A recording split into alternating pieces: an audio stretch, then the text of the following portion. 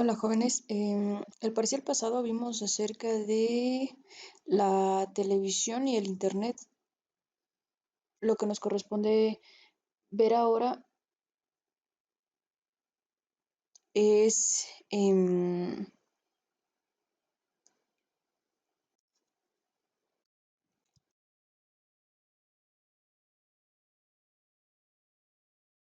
la radio. La radio es una de las fuentes de información masiva, uno de los más utilizados, pero ya no con tanta relevancia como se utilizaba anteriormente. La radio fue uno de los primeros medios de comunicación establecidos en nuestro país y establecidos en el mundo. Actualmente, dado las facilidades que tenemos a otro tipo de medios de comunicación un tanto más llamativos o un tanto más dinámicos, por llamarlo de alguna manera, la radio ha quedado como un poquito a un lado. No quiere decir que vaya a desaparecer de un día a otro o en un futuro cercano. La radio todavía tiene mucho por brindar, siempre y cuando los programas que se establezcan ahí sean programas novedosos, divertidos, llamativos, etcétera. ¿Sale? Bien. El origen de la radio data de los años de 1920 a 1930 más o menos, en el cual este inicia con una cosa llamada ondas AM. Las ondas AM significan ondas de amplitud modulada. ¿Qué quiere decir esto? Las ondas con las cuales se transmite este tipo de señal permite que la señal llegue a más, más extensión, por llamarlo de alguna manera, es decir, más lejos. Posteriormente se van a inventar lo que serían las ondas FM, en las cuales la señal viaja mucho más estable. La diferencia entre las ondas AM y las ondas FM es que estas, las AM tienen un largo alcance, pero hay momentos en la señal en las cuales esta disminuye y no se alcanza a escuchar correctamente, es decir, como que va variando la señal. En cambio, las ondas FM eh, son más, ¿cómo llamarlas? Continuas, pero el alcance que estas tienen es menor a las ondas AM, ¿sale? Entonces, es como una variación. Eh, las ondas AM tienen como pro el alcance en metros que estas tienen, pero la señal es débil, mientras que las ondas FM, el alcance es mucho menor, pero la señal es mucho más fuerte. ¿Vale? Entonces, el primer tipo de onda que se utilizó en la radio fueron las ondas AM, que como les decía hace rato, significa amplitud modulada, ¿sale? Mientras que las ondas FM significan frecuencia modulada. Esos son los significados a AM y FM. La radio proviene del apócope o de acortar la palabra. Es un apócope o se recorta la palabra. Radioreceptor.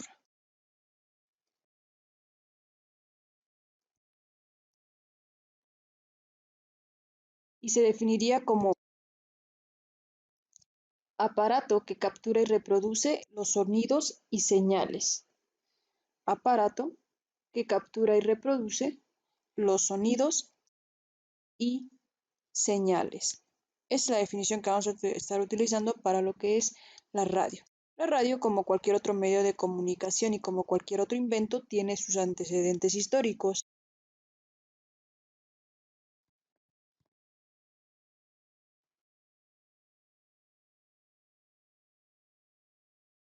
Así que empezaremos a enumerarlo.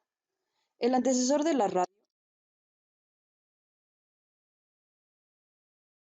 fue el telégrafo. El telégrafo era un aparatito pequeño, los cuales obviamente tenían su red de transmisión. en los cuales se utilizaban como clics, por llamarlos de alguna manera, sostenidos y continuos para enviar mensajes. Cada clic es una letra diferente, ¿sale? Por ejemplo, sonaba más o menos así.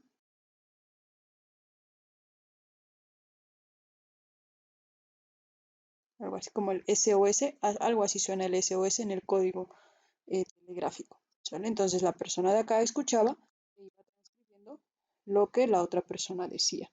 Este telégrafo fue utilizado desde 1837 y funcionaba, como les digo, a través de impulsos eléctricos que circulaban a través de un cable conductor, es decir, conectados. Obviamente para poder utilizarlo necesitaba una red muy amplia una red amplia eléctrica y a partir de ahí se podía escuchar algo. Después del telégrafo vino Samuel Morse, en el cual inventa lo que es el código Morse, muy similar a lo que fue el telégrafo, y era un código para enviar mensajes. El Morse es el código que se utilizaba, ¿sale? No el aparato, no la técnica, sino el mensaje, la forma de codificación del mensaje.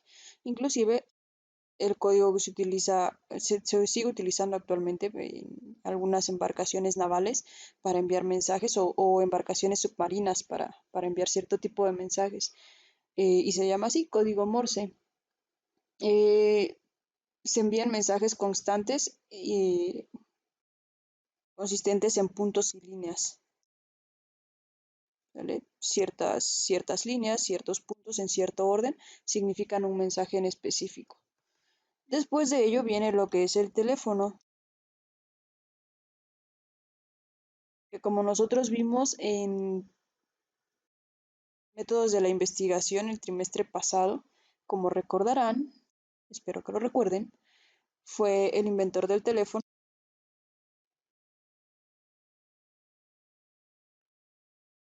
Alexander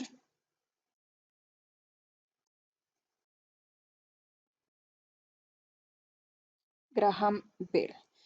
No nos enfocaremos mucho en ello porque ustedes ya lo saben, entonces nos saltaremos hasta el señor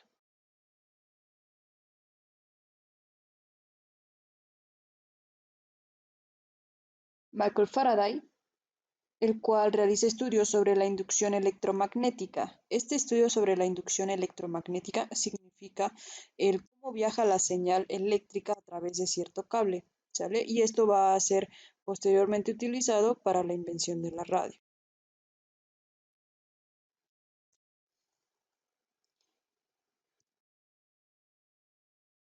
Así que anotamos estudios sobre la inducción electromagnética.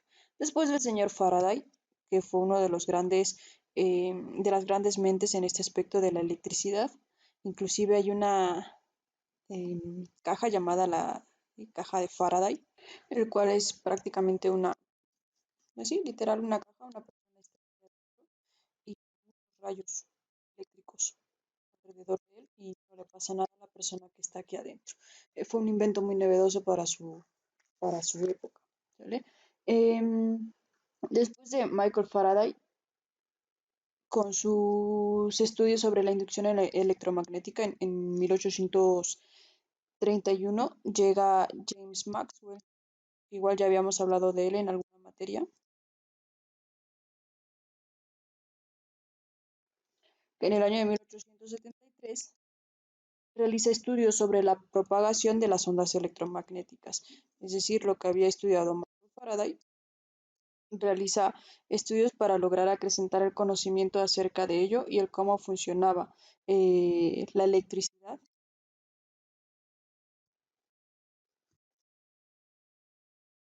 y el magnetismo de manera conjunta. ¿Sí? Después tenemos a Heinrich Hertz,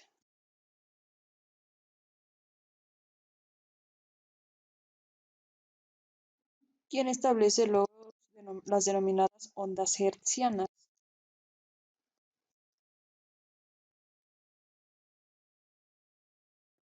Estas ondas hertzianas es prácticamente la intensidad de señal que transmite una radio. Se mide en lo que son los hertz. No sé si han escuchado en la radio 20.000 watts de potencia o tantos hertz de potencia.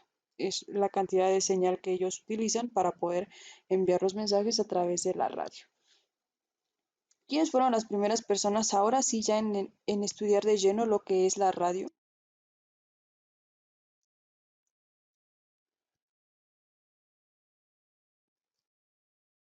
Pioneros de la radio. Tenemos principalmente a Guillermo Marconi,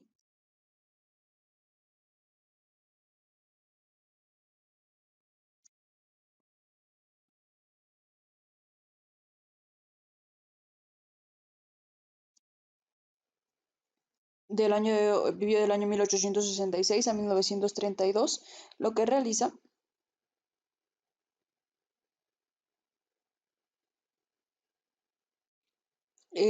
prácticamente es un estudio en relación a los sonidos. Para el año de 1894,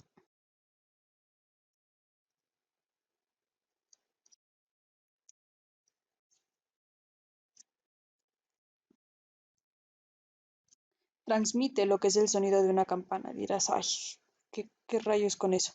Pero es el primer gran paso para poder lograr la transmisión y conocer la radio como la conocemos actualmente. ¿Sale? Era un sonido muy nítido, entonces podía escucharse claramente y a partir de ahí reproducir esa misma situación, pero ya en otro tipo de sonidos, como la voz humana. ¿Vale? Entonces, su primer gran logro fue hacer la transmisión del sonido de una campana para 1901. Envía señales desde Inglaterra, imagina cómo avanzó en esos años, envía señales ya de Inglaterra hasta el otro lado del mundo, que es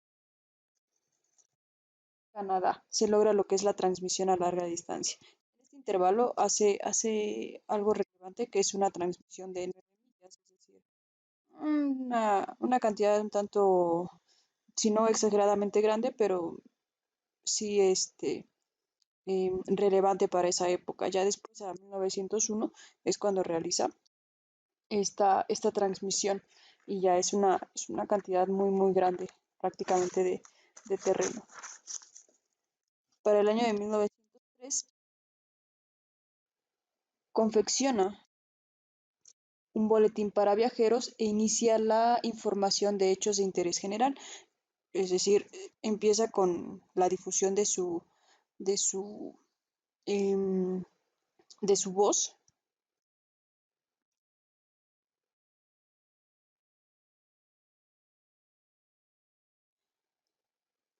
solamente como entretenimiento.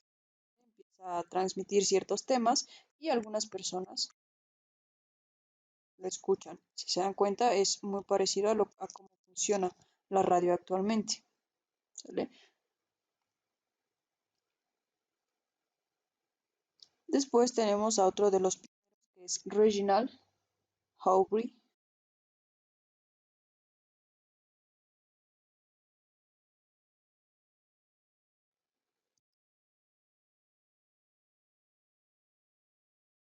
Presenter en el año 1903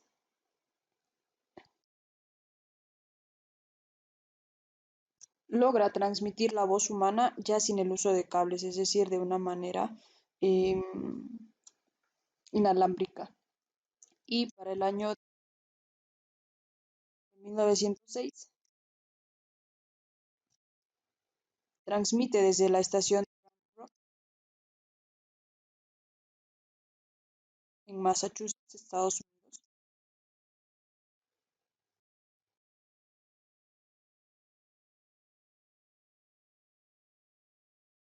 a barcos que estaban en la distancia adecuada para poder escucharlo. Después tenemos a Lee Forrest,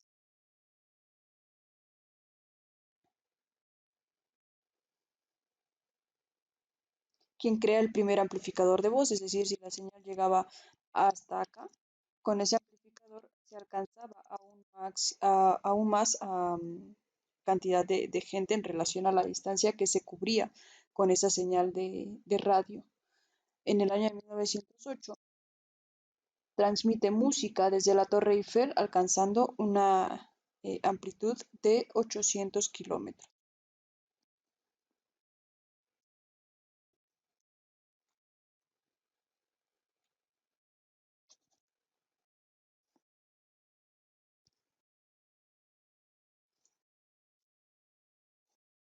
Imaginen que esa es la Torre Eiffel. Entonces, de manera circular alcanza lo que son los 800 kilómetros en la transmisión de, su, de la música que estaba realizando en ese momento.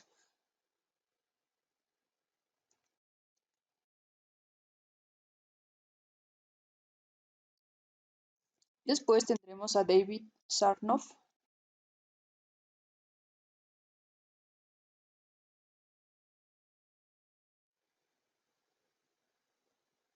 quien vivió del año 1891 a 1971,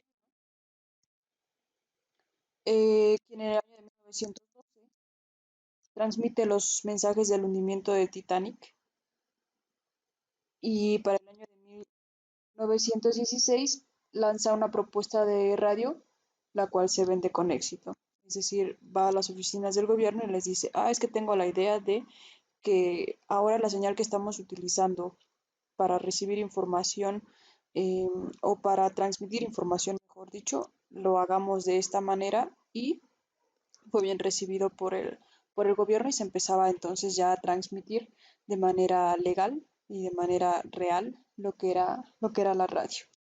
En nuestro país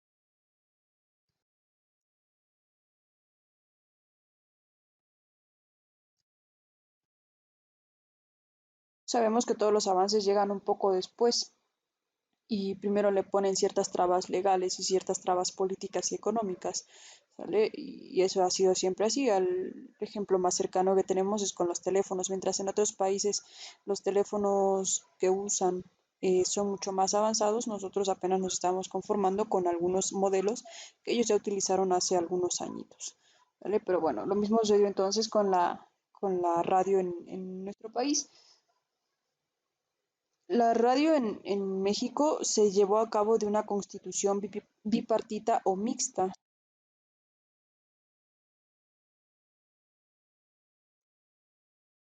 es decir, lo conformaba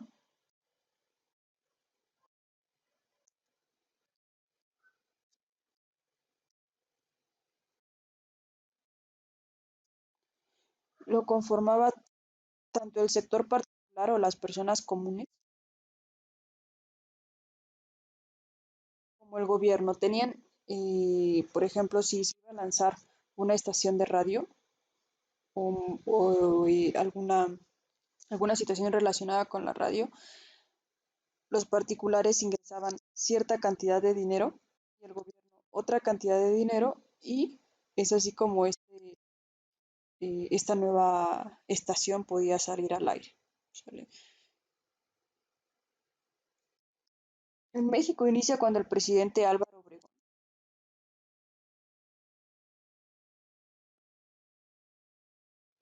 estaba en funciones, pero no había recursos prácticamente para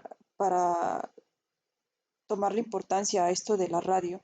México acababa de salir de lo que era la Revolución Mexicana, empezar a establecer al país como lo que era, muchas deudas, muchos préstamos, entonces esto de las nuevas tecnologías y la radio no era como algo que le interesara realmente a los presidentes en esa época, había cosas mucho más importantes para ellos que establecer la radio en México.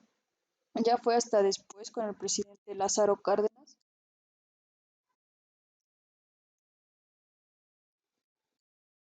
que se destinan ciertos recursos a este medio. No quiere decir que con Álvaro Obregón no sucediese de esa forma, simplemente que los recursos eran mínimos y la mayor parte de los gastos que se suscitaban lo absorbían los particulares. Ya con Lázaro Cárdenas el Estado tiene mayor injerencia en lo que es la radio.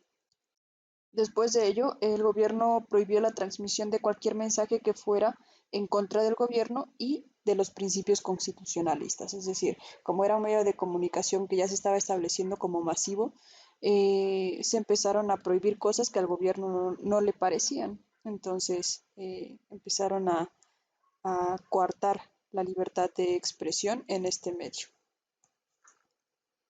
Para el año 1920 a 1940,